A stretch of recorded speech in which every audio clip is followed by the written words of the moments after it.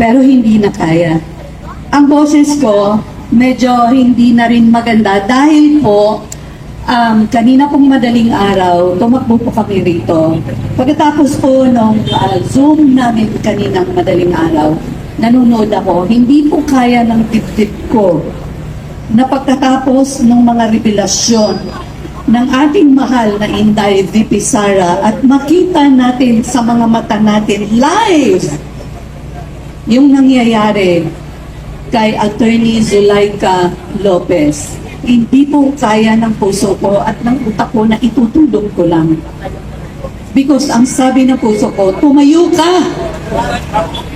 Manindigan ka! Dahil kung hindi ka manindigan, sino? So ngayon, kinakausap ko, ikaw,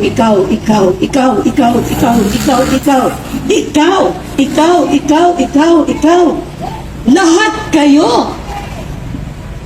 Lahat kayo, huwag kayong manood lang. Panahon na. Tumayo kayo, maglakad kayo. Ako, naglakad ako. Wala pa po akong tulog. Kasi kanina natapos kami, mga alas 8. Pagkatapos ng press con ni Inday VP Sara. Nakatulog lang ako 4 na oras. Tapos, nagtrabaho po tayo. Dahil kailangan po natin maghanap buhay. Dahil hindi ko po inaani, hindi ko po ginapalag, ginapiko ang pinagkakakitaan ko, pinaghihirapan ko po. Sino ditong hindi naghirap para kumita? Sino? Meron ba? Narinig nyo yon? Lahat sila, hindi katulad nating nagtatrabaho ng totoo lang. Dahil hindi ginapala, ginapiko ang kabuhayan natin. So kayong lahat dyan, huwag kayong manood lang. Andito na, pumunta kayo pag may sinabing nasaan ang pulong, suportahan po natin. Dahil kung merong isang mahal nating VP Sara Duterte at ang mahal din natin ngayon na si Attorney Zulaika Lopez, kung kaya nilang sagasaan ng ganun-ganun lang na wala sa batas, paano na lang tayo mga maliliit na mga katauhan? Paano na lang? So ngayon ang sasabihin ko sa iyo, tumayo tayo, manindigan tayo.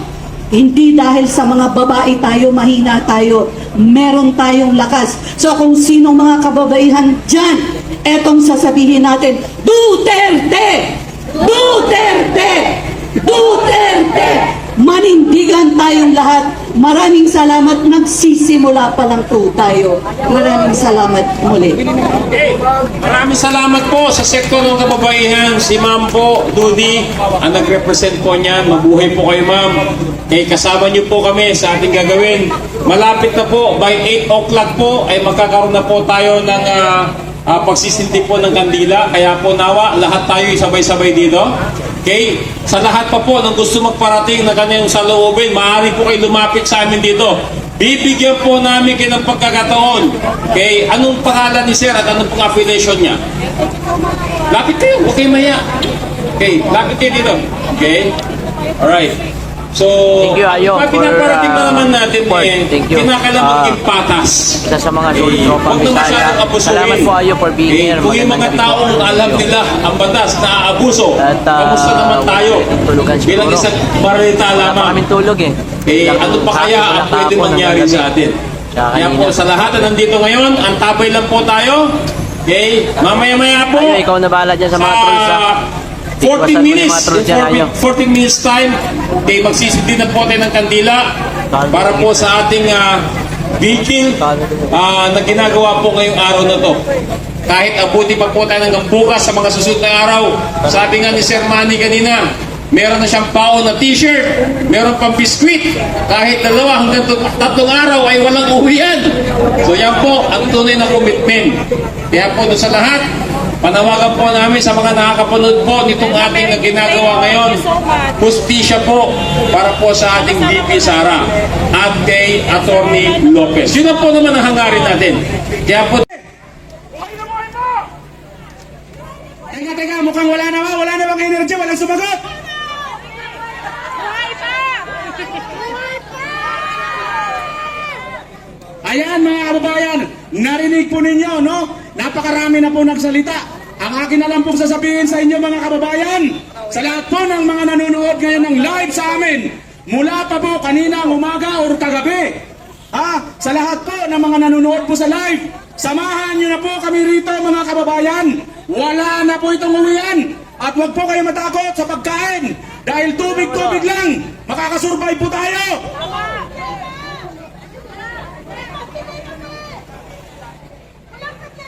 Seri, maraming salamat. Thank you sa suporta and wala na ito. Ayan. Wala na ito uwian niya. So, direkta na ito. nagre-reserve pa po ako ng energy mga kababayan kasi talagang Makwil. ayon kay BP Inday, wala pong itong uwian. Kung si BP Inday, Salamat, sir. Sir, na kailangan sir, po niya magreserba Makwil. dahil Maraming kailangan po salamat. niyang Thank you. harapin lahat ng mga tambaluslos sa Congress.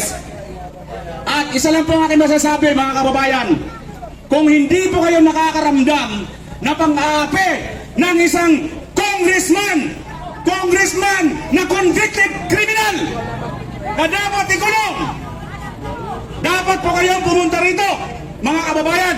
Lahat po ng mga viewers natin sa live, napakarami po natin mga viewers sa live, punta na po kayo rito lahat.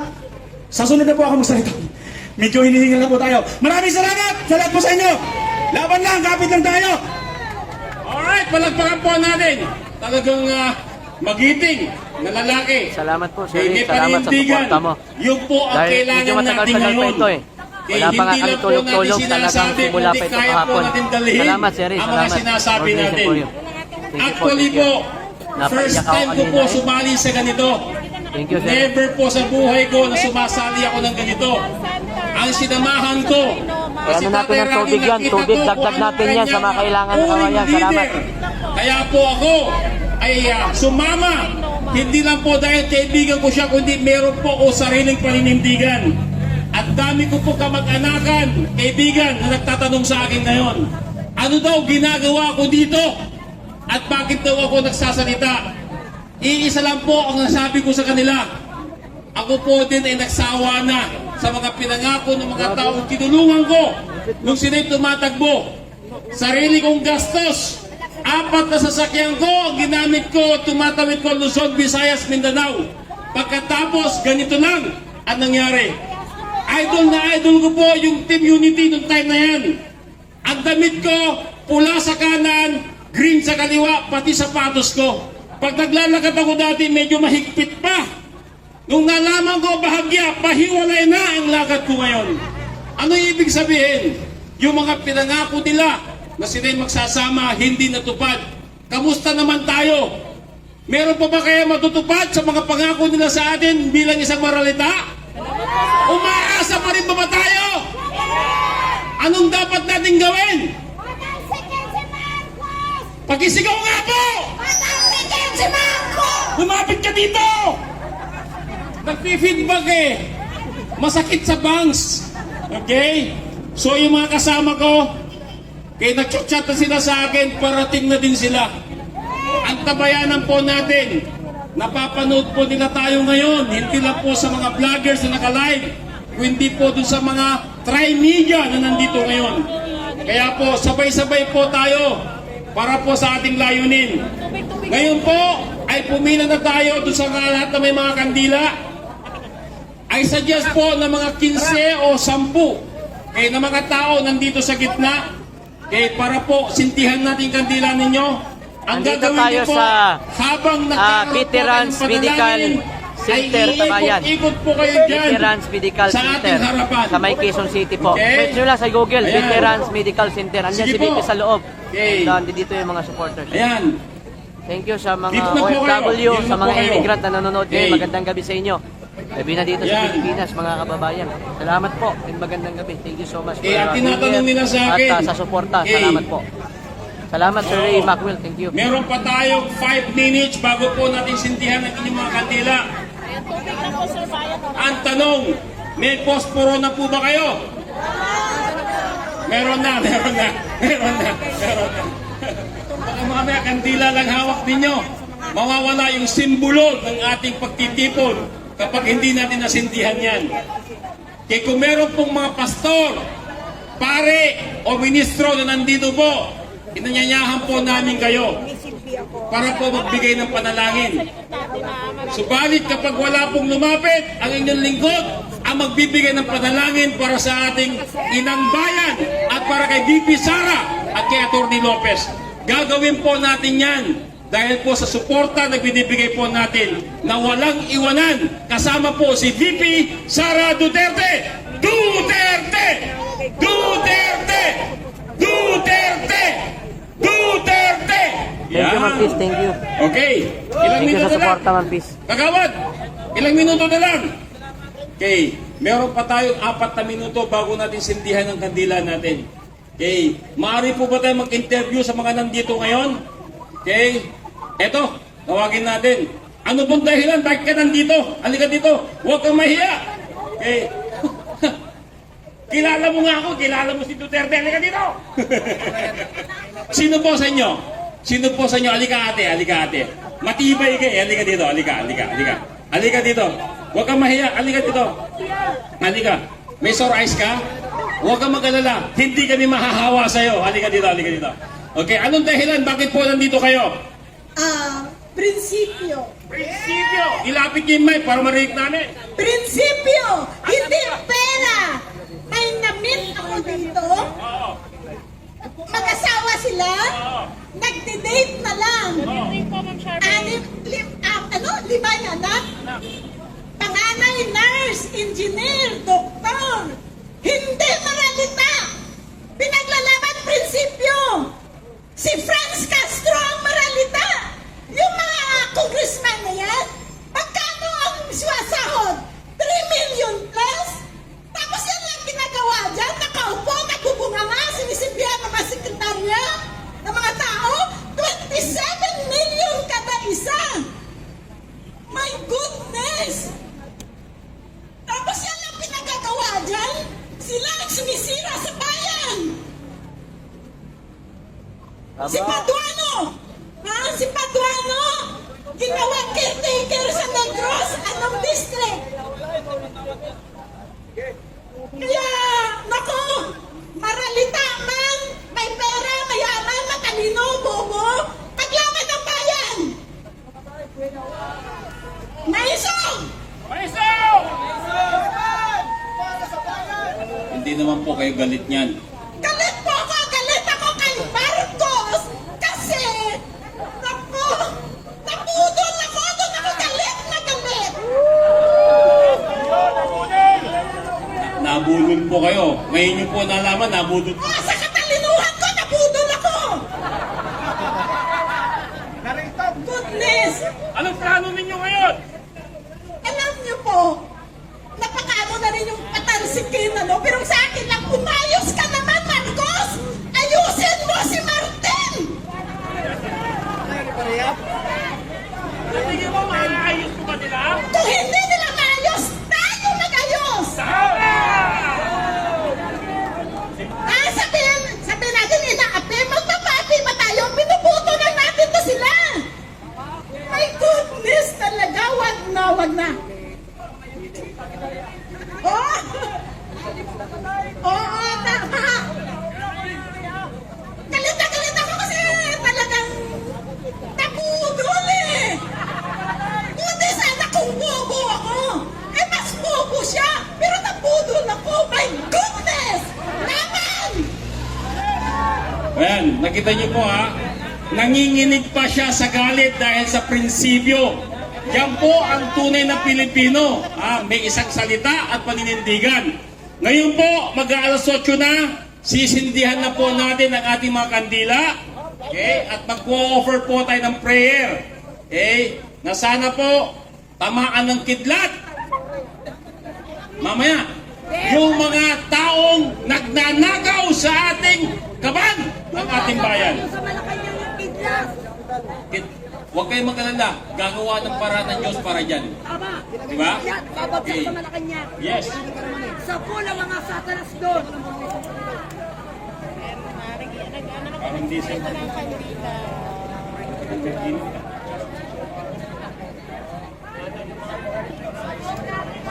Oh, ingatan ang buhok.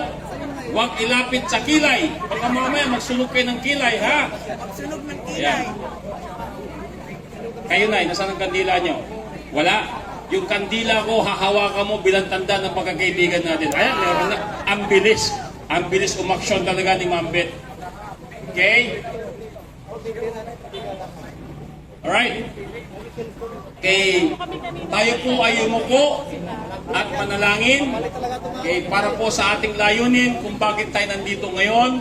Para po sa suporta na binibigay po natin kay VP Sara, sa ating dating Pangulong si Tatay Digong, at kay Atty. Lopez. At siyempre po sa ating inang bayan, na nawa po ay magkaroon ng pagbabago. Samahan niyo po kami sa maikling panalangin. Amang Diyos at magapangyarihan sa lahat, maraming salamat po sa pagkakataon na ipinagkaloob niyo po sa amin. Na nandito po kami ngayon sa isang layunin na ang aming dalangin po, ang aming mga taong namumuno sa aming inang bayan, na nawa po hipuin niyo ang kanilang puso, na sila po ay magkaroon ng habag at patuloy po ninyong gamitin sila, na sila po ay tumino at ayusin po ang aming inang bayan. Dalangin po namin ang suporta at kagalakan, kakalakasan na ipagkakaloob niyo po sa aming VP Sara, na siya po ay patuloy na lumalaban para po sa kapakanan ng ating inang bayan.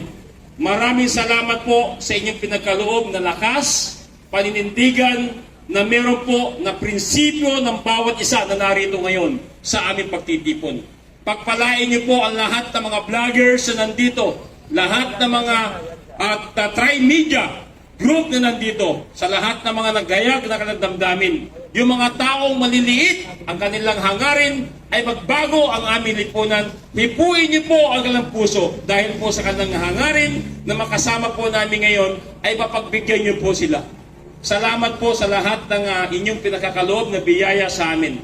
Lalo higit po dalangin namin na bigyan niyo po ng comfort ang aming VP Sara, maging kay Atty. Lopez at kay Tatay Digong. At sa lahat pa ng lumalaban sa tama, pagpalain niyo din po si Tatay Rani dahil siya po ang ehemplo ng tatay ng bayan na aming pong hinahangaan.